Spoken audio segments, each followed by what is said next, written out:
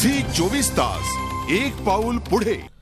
मराठवाड्यामधल्या शेतकऱ्यांना राहुल गांधींनी दिलासा दिला नसला तरी इकडे कोल्हापूरकरांना पावसानं मात्र दिलासा दिलाय। उकाड्यानं हैराण झालेल्या कोल्हापूरकरांना काहीसा दिलासा मिळालाय। ज्या सगळ्या दृश्याची आपण अत्यंत आतुरतेने वाट पाहतोय ते दृश्य आज कोल्हापुरात आपल्याला पाहायला मिळालं।